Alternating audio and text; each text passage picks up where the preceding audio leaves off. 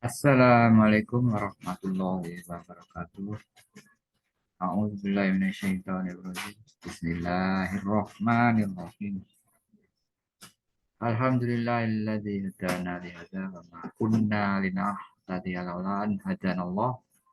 Laqad ja'at rusulu rabbina bil haqq wa nudu an tilkumul jannatu uristumuha bima kuntum ta'malun. Asyhadu an la ilaha illallah wa asyhadu anna Muhammadan abduhu wa rasuluh sallallahu alaihi wasallam wa ala alihi wa ashabihi amma ba'du. Alhamdulillah, kita lanjutkan kajian kita terkait dengan dalil-dalil larangan tentang mencela, menghujat, tapi melaknat. Dalil-dalil yang terkaitnya sebelumnya ada suatu hadis mengingatkan kita tentang bahayanya seseorang yang menyerukan pedoman bukan pedoman dari Rasulullah Shallallahu Alaihi Wasallam. Hadis dari Hudzaifah ibnu Al-Yaman, dari perawi hadis, periwayat hadis, penghimpun hadis Imam Al-Bukhari, nomor hadis 6557 Sahih, bab kitab fitnah. Langsung makna tafsirnya, cuplikannya. Suatu saat Nabi bersabda, ini ucapan dari Hudzaifah ibnu Al-Yaman. Nabi Shallallahu Alaihi Wasallam bersabda, suatu saat zaman ada perselisihan, yaitu sebuah kaum yang menyampaikan pedoman bukan dengan pedomanku. Engkau kenal mereka, namun pada saat yang sama engkau mengingkarinya karena suatu hal. Saya bertanya, saya Hudzaifah ini maksudnya, adakah setelah kebaikan itu ada keburukan, Nabi? Menjawab, oh iya. Ketika itu ada penyeru-penyeru menuju pintu jahanam. Siapakah mereka yang memenuhi seruan mereka? Mereka akan menghempaskan orang-orang ke pintu itu. Maksudnya ya dihempaskan, didongkrongno ke dalam jahanam. Ini peringatan penyeru-penyeru yang bukan dengan pedoman Nabi Muhammad Sallallahu Alaihi Wasallam. Lalu bertanya lagi, aku Hudzaifah, ya Rasulullah, tolong beritahukanlah kami tentang ciri-ciri mereka. Nabi menjawab, mereka adalah seperti kulit kita, juga berbicara dengan bahasa kita. Artinya ya mereka orang-orang di sekitar kita atau pendatang atau siapapun mereka yang berbahasa sama dengan kita, bahasanya sama, kulitnya sama. Siapakah mereka? Ya orang di sekitar kita. Ini peringatan dari Hudzaifah ibnu Al-Yaman yang yang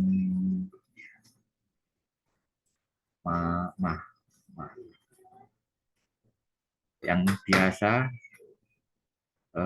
beliau Hudzaifah ini sering ingin mempertanyakan tentang keburukan-keburukan, suatu hal yang buruk untuk bisa menghindari keburukan.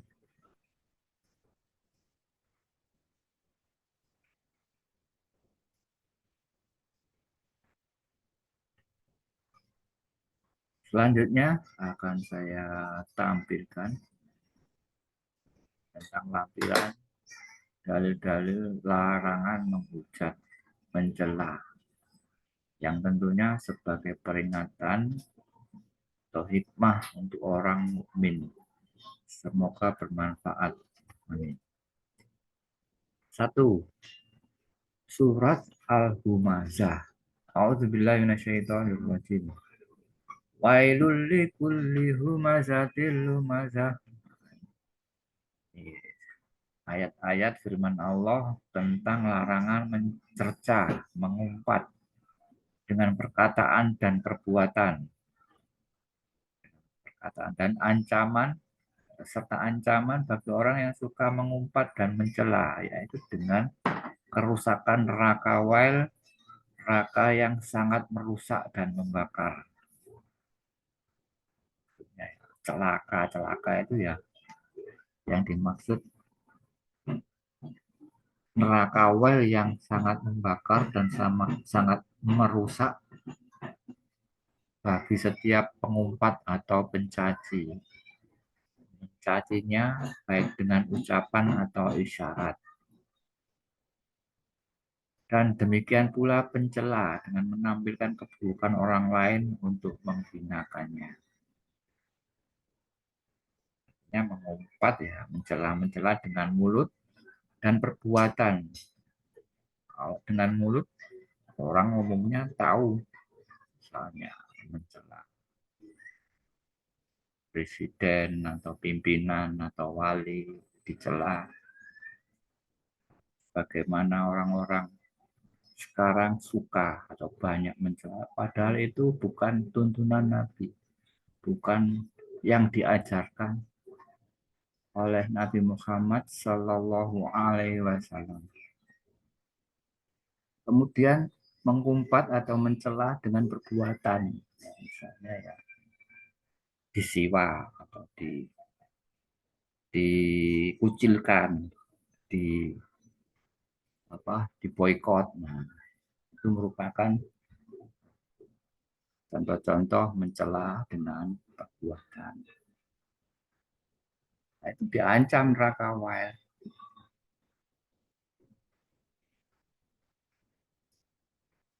Dalil yang kedua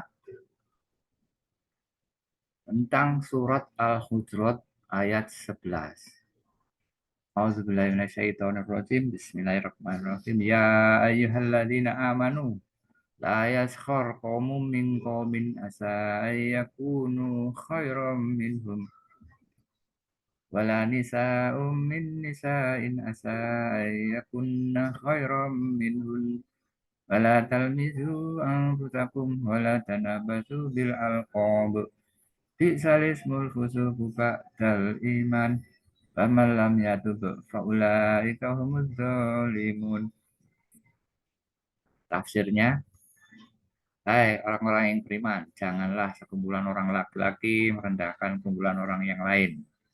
Boleh jadi yang direndahkan itu lebih baik daripada mereka yang merendahkan.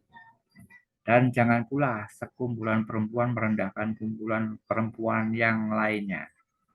Boleh jadi yang direndahkan itu lebih baik daripada yang merendahkan.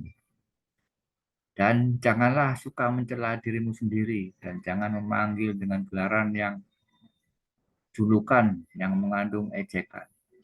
Seburuk-buruk panggilan adalah panggilan yang buruk sesudah iman. Maksudnya julukan orang-orang jahiliyah, misalnya orang yang belum iman, di luar keimanan atau keluar dari keimanan, julukan yang jelek. Barang siapa yang tidak bertobat, maka mereka itulah orang-orang yang zalim. Jadi seburuk-buruk panggilan ketika orang itu memanggil dengan julukan di luar julukan orang iman, julukan kekufuran, julukan kekafiran, julukan yang sangat fasik. Bi'salismul fusuku ba'dal iman. Sejelek-jeleknya panggilan fasik di luar iman. Nah, itu tadi misalnya kafir, murtad. Orang iman, ya, kalau sampai juluki murtad, sampean itu podo karo sama dengan juluki dengan julukan yang paling buruk, seburuk-buruk panggilan. Itu artinya nanti, nah, ya, sebelumnya wala talmizu anfusakum. Jangan merendahkan dirimu sendiri, mencela dirimu sendiri, atau membunuh dirimu sendiri. Kenapa membunuh dirimu sendiri? Yaitu tadi mencela orang lain sama dengan mencela diri sendiri. Membunuh orang lain sama dengan membunuh diri sendiri. Nah, ini jarang nih yang mengerti, yang memahami. Ketika orang memahami ayat ini pasti tidak ada orang yang berkuar-kuar mencela presiden, mencela wali, mencela ustadz, mencela sekumpulan ormas-ormas orang-orang lain. Karena tidak memahami ini, dia seenaknya mencela-mencela, menghina, merendahkan. Padahal itu hakikinya seperti ini, dia itu membunuh dirinya sendiri, mencela dirinya sendiri, mengejek dirinya sendiri. Kaidahnya ya seperti ini. Itu. Ya, moga-moga ada hikmah. Moga-moga bisa dipahami.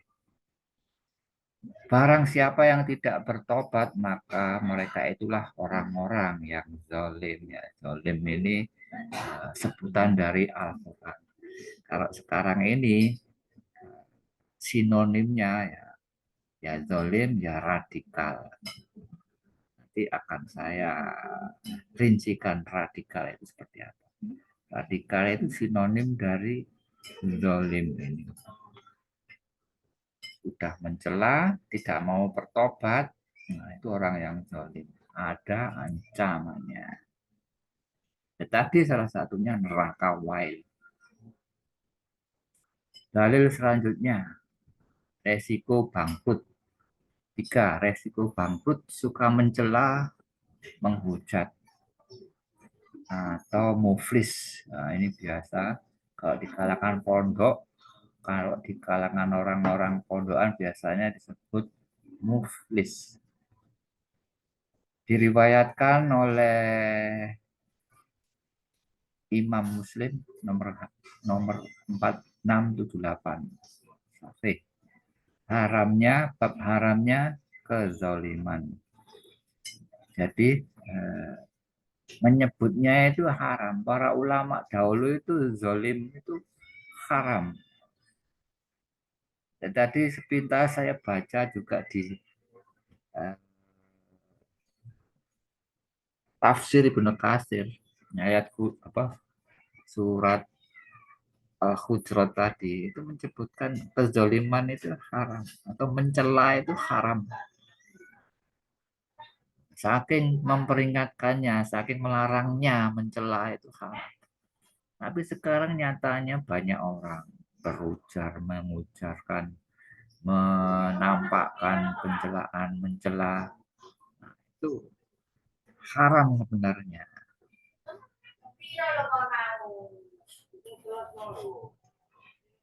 Selanjutnya ini ya saya bacakan dari Abu Hurairah bahwasanya Rasulullah Shallallahu Alaihi Wasallam pernah bertanya kepada para sahabatnya, tahukah kalian siapa orang yang bangkrut itu? Para sahabat menjawab, menurut kami orang bangkrut di antara kami adalah orang yang tidak memiliki uang dan harta kekayaan. Rasulullah Shallallahu Alaihi Wasallam menjawab, sesungguhnya umatku yang bangkrut adalah orang-orang yang pada hari kiamat datang dengan sholat, puasa, dan zakat. Tetapi ia selalu mencaci maki, menuduh, dan makan harta orang lain. Serta membunuh dan menyakiti orang lain. Nah, ini ada kata-kata membunuh dan menyakiti orang lain. Setelah itu pahalanya diambil untuk diberikan kepada setiap orang dari mereka yang pernah dicaci maki. Sehingga pahalanya habis. Sementara tuntunan mereka banyak yang belum terpenuhi. Tuntutan maksudnya tuntutan peradilannya, kisosnya, ganti ruginya belum terpenuhi. Maka pahalanya sudah habis dibagi, maka selanjutnya sebagian dari dosa dari setiap dari mereka yang dicaci maki tadi dibebankan kepada orang yang mencaci maki tersebut hingga akhirnya dia dilemparkan ke neraka. Berat beratnya orang yang mencaci maki. Kalau orang sudah tahu hadis ini, pasti memahami lah, Pak. Memahami ini pasti dia tidak akan gampang mencaci maki. Ulama-ulama tidak akan gampang mencaci maki. Habib-habib, kecuali yang Habib yang palsu, Ustadz palsu, dia berkoar-koar mencaci maki negara ke pemerintahan, mencaci ulama-ulama, mencaci antar ustadz. Nah, itu berarti ulama palsu. Jangan diikuti. Mencaci itu sebenarnya haram. Tidak boleh. Jangan diikuti. Ya, jika tidak mau bertobat, nah ini dilemparkan ke neraka. Ibaratnya mencaci maki, berkoar-koar nah, di medsos-medsos. Nah, itu menyerukan seruan-seruan jahiliyah ketika dia diikuti oleh pengikutnya. Nah, itu lebih lebih bahaya lagi, lebih sangat berat lagi itu. Karena banyak yang mengikuti cara-cara mencaci, ikut-ikutan mencaci. Nah, orang yang meniru, nah, itu nanti mengirim dosa-dosanya kepada orang yang mencontohkan tadi. Nah, itu lebih bahaya juga. Akhirnya dosa-dosanya berlipat-lipat ganda. Nah, itu nggak disadari orang mencaci. Kenapa? Terus kok sekarang orang mencaci maki pemerintah malah disenangi? Nah, karena ya dapat bisikan hawa nafsu, dapat tidak mengetahui tuntunan Nabi Muhammad atau pedoman Nabi Muhammad yang sebenarnya, terpancing oleh oknum yang berpenampilan sorban, baju gamis, jenggot panjang misalnya.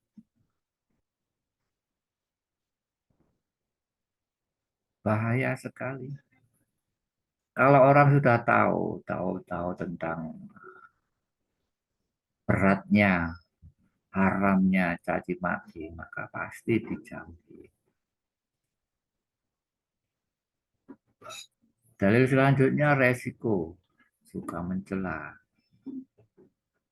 Nomor 4 resiko kebiasaan suka mencela melaknat.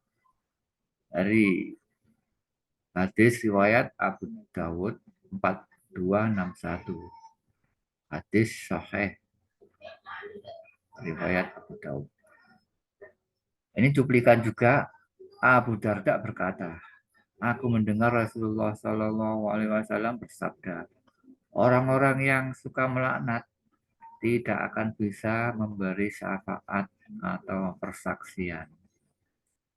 Nanti orang-orang yang suka melaknat, nanti dia tidak akan bisa memberi syafaat, memberikan persaksian yang meringankan, saling meringankan. Jadi nanti di akhirat itu satu sama lainnya orang-orang iman itu saling memberikan persaksian yang meringankan, saling membantu. Yang lainnya menampilkan atau memberikan persaksian bahwasanya temannya itu ahli ibadah, akhlaknya baik, suka menolong. Itu nanti di sana. Tapi ketika orang yang di dunianya suka melaknat, mencela, maka tidak ada syafaat bagi dia dan dia tidak bisa memberikan persaksian.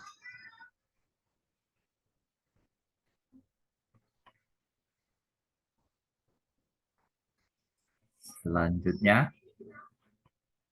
dalil nomor 5, ciri-ciri munafik, sifat atau ciri-ciri munafik. Hadis sahih dari Imam Bukhari nomor 2279. Perbuatan zalim jika bersengketa berlaku jahat. Hadis sahih. Dari Abdullah bin Umar radhiyallahu anhu, Nabi Muhammad Shallallahu Alaihi Wasallam bersabda, ada 4 hal yang bila ada pada seseorang berarti dia adalah munafik. Atau siapa yang memiliki 4 kebiasaan, tabiat, kebiasaan, ya, berarti dia itu sudah terbiasa atau lazim melakukan 4 hal ini berarti itu tabiat munafik sampai dia meninggalkannya. Jika dia mau meninggalkannya, bertobat, nah, maka ya diampuni. Tapi kalau tidak bertobat ya zalim. Itu aja seperti tadi. Yaitu jika berbicara dusta, satu, berbicara dusta. Dua, jika berjanji ingkar. Tiga, jika membuat kesepakatan khianat. Kesepakatan-kesepakatan yang sudah disepakati dikhianati. 4, dan jika bertengkar atau perselisihan maka dia curang. Dia curang. Dan ini saya kasih catatan, dalam hal ini tidak boleh serta-merta bila ada orang yang Anda nilai mempunyai ciri-ciri, Anda lihat mempunyai ciri-ciri sama dengan ciri-ciri sifat munafik tersebut, lalu tidak boleh dituduh munafik. Serta-merta moro-moro nuduh munafik. Tidak boleh, tetap tidak. Adabnya tetap tidak boleh, karena menuduh itu sendiri tidak boleh, hanyalah menyampaikan nasihat untuk supaya menjauhi sifat ciri-ciri munafik, bahayanya sifat munafik. Munafik dijelaskan di dalam Al-Quran, banyak yang menjelaskan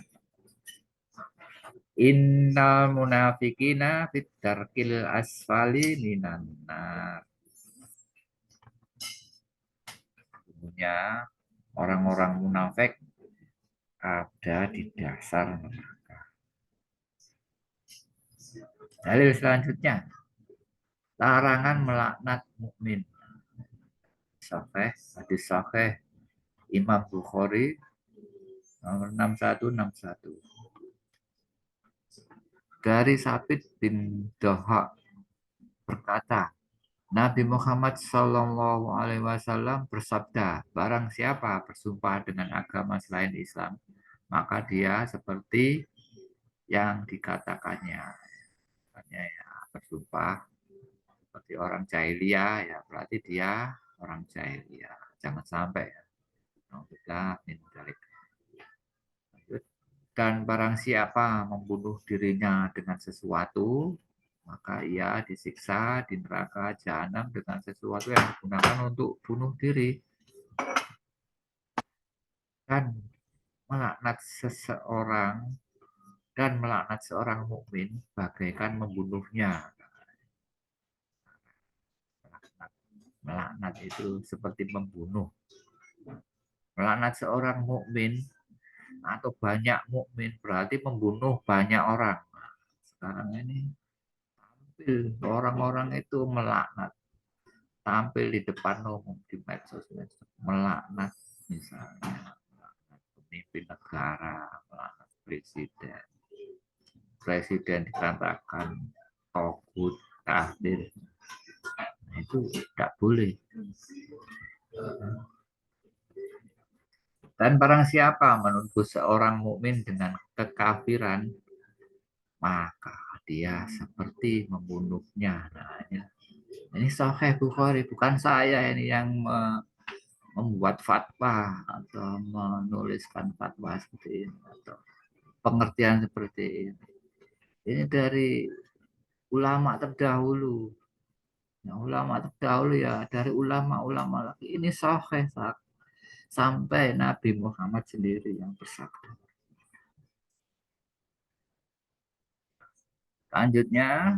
Selanjutnya hadis nomor 5585. Tidaklah seseorang melempar tuduhan kepada orang lain dengan kefasikan dan tidak pula menuduh dengan kekufuran, melainkan tuduhan itu akan kembali kepadanya jika saudaranya tidak seperti itu. Nah, inilah artinya ketika maksud dari surat Al-Hujurat ayat 11 tadi membunuh diri sendiri, membunuh wala talmizu anfusakum. Janganlah kamu membunuh diri kamu sendiri. Seperti inilah kalau melempar tuduhan, melempar melaknat ke orang iman, nah, seperti halnya dia membunuh dirinya sendiri. Orang kalau punya ilmu, nah maka tahu ini, memahami ini, pedoman-pedoman yang disampaikan Nabi Muhammad Shallallahu Alaihi Wasallam seperti ini, maka ya tidak akan dia itu berkuar-kuar seperti oknum Habib, oknum-oknum yang mengatasnamakan oknum, oknum yang melakukan pencelaan terhadap pemimpin negara, terhadap wali songo, terhadap umat atau kelompok-kelompok ormas Islam. Dia nggak menyadari, nggak mengerti hadis-hadis seperti dalil-dalil pedoman dari Nabi Muhammad SAW. Dari Al-Quran juga mengatakan seperti itu. Ya, inilah orang yang tidak mengaji. Jangan sampai mengikuti oknum Habib yang tidak berilmu terus berkoar-koar. Jangan sampai. Jangan sampai, Profesor. Para saudara iman sekalian, jangan sampai. Lanjutkan pengertian tadi. Jadi inilah adalah larangan untuk tidak gampang menuduh. Menuduh dengan memaki kefasikan, fasek. Bisa menuduh idiot, anak zina, menuduh maling, pencuri, bodoh, tolol, idiot. Tuduh-tuduhan kefasikan. Kemudian menuduh dengan memaki kekufuran, misalnya munafik, bid'ah, kafir, murtad. Nah, ini tuduhan-tuduhan yang lebih berat lagi. Seperti halnya membunuh ini. Jangan sampai.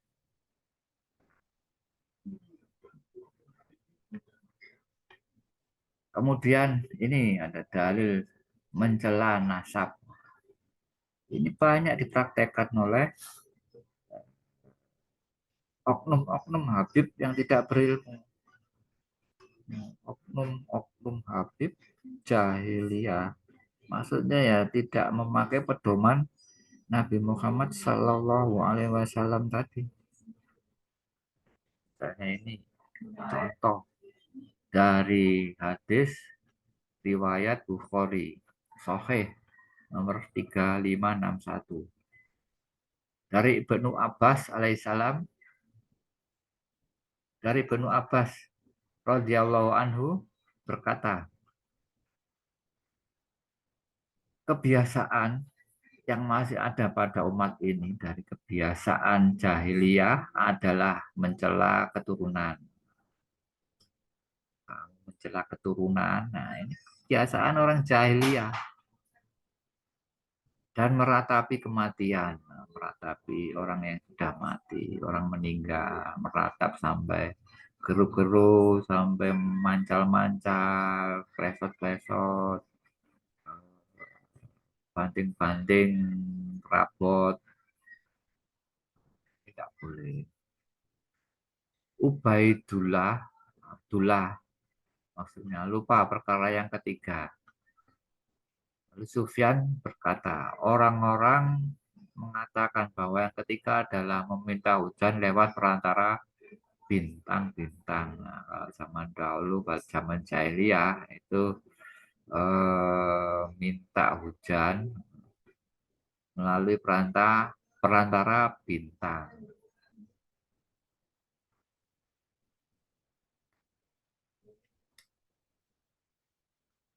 Selanjutnya mencela nasab lagi terkait hadis mencela nasab dari Imam Muslim 1550 Sahih. Abu Malik Al-Asy'ari berkata bahwa Nabi Muhammad Sallallahu Alaihi Wasallam bersabda, ada 4 perkara jahiliyah yang masih melekat pada umatku yang belum mereka meninggalkannya dan mereka belum meninggalkannya. 4 perkara. Satu, membanggakan kedudukan. Nah, orang-orang oknum Habib, oknum misalnya Ustadz misalnya, oknum Habib, dan juga mungkin oknum pejabat yang mempunyai kedudukan. Nah, itu dibangga-banggakan, membanggakan dirinya itu tidak boleh. Itu sifat jahiliyah. Dua, mencela nasab. Nah, ini juga mencela nasab, garis keturunan. Minta hujan dengan bintang-bintang. Dan keempat, niyahah, meratapi mayit.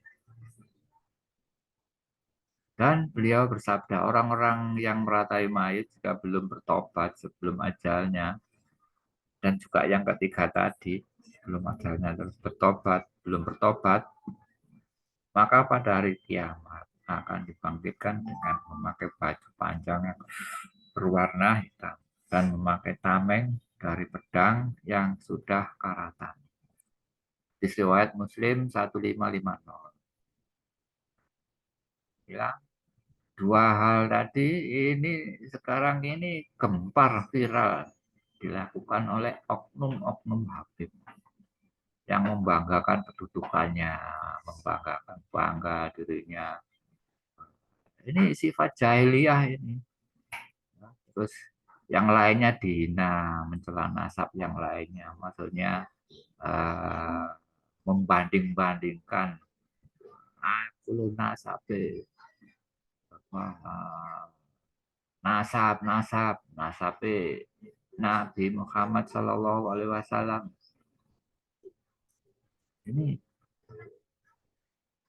ini sifat jahiliyah, kemudian merendahkan nasab yang lainnya. Nah, inilah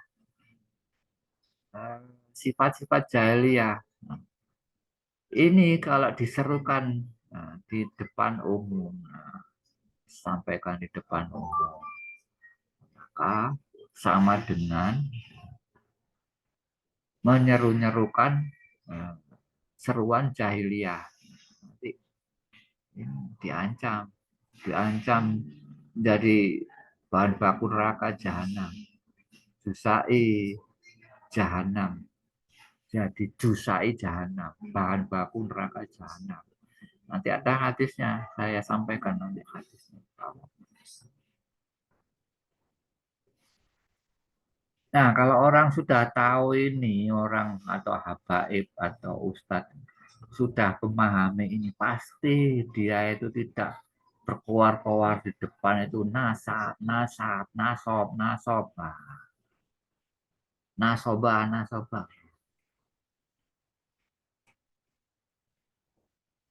Itu padahal sifat-sifat jahiliyah. Jangan diikuti. Nah, dengan adanya dalil-dalil, dengan adanya dalil-dalil tadi, ini saya tuliskan resume. Resumenya narasi saya. Hapuskan sanjungan julukan Habib. Nomor 1. Hapuskan saja sanjungan julukan habaib atau Habib karena condong menimbulkan kasta. Bukan kasta, membanggakan dirinya, orang lain direndahkan, orang lain diapusi, dihina. Islam menghapuskan kasta, menghapuskan perbudakan. Dalam Islam, kedudukan seseorang, derajat seseorang adalah sama. Lah kok sekarang muncul kasta, kasta Habib. Ini aneh, orang-orang oknum-oknum Habib membuat kasta, memunculkan kasta, kasta Habib. Tak boleh ini. Lebih baik dipakai julukan yang umum saja, seperti halnya Ustadz, Gus, atau Pak Kiai. Ini sudah umum, sudah lazim untuk menghormati sebagai orang yang ahli ilmu, guru. Nah, maka ya sewajarnya aja orang yang dua. Julukan Habaib atau Habib ini sekarang ini terjadi polemik dan pertentangan dimanfaatkan oleh oknum Habib palsu. Habib palsu yang menyerukan seruan jahiliyah. Nah, tadi ya banyak hal-hal yang terkait dengan jahiliyah diseru-serukan oleh Habib palsu, oknum Habib palsu yang mengancam persatuan dan kesatuan bangsa, mengancam persatuan umat Islam. Berbahaya, perpecahan. Nanti ada lagi dalil-dalil yang lain yang terkait dengan apa golongan-golongan yang mengacung-acungkan apa senjata di depan umum, di depan orang imam, itu tidak boleh karena mereka terdorong fanatik dengan Habib yang oknum yang bersorak-sorak seruan jahiliyah, menyerukan hukum-hukum fatwa yang tidak dengan pedoman Nabi Muhammad SAW, terus dibela, mengacung-acungkan senjata di depan umum. Nah, itu ada jahiliyah, tidak boleh. Ada sendiri nanti dalil-dalil bahaya itu untuk persatuan umat Islam. Ya, lebih baik dibubarkan aja julukan Habib itu. Tidak maslahat. Nomor tiga, persatuan dan kesatuan bangsa, kemaslahatan umat Islam harus lebih didahulukan daripada perseteruan yang ditimbulkan dari ulah oknum Habib palsu yang berhasil menjadi oknum resek yang menyerukan seruan jahiliyah. Nah, tiga ini yang harus kita utamakan, kemaslahatan umat Islam. Nah, harus utamakan daripada mempertahankan julukan Habib yang beresiko kasta tadi. Bubarkan saja, hilangkan saja. Buat resek, oknum-oknum resek yang berhasil membuat keonaran, buat kamuflase, buat julukan-julukan seruan jahiliyah.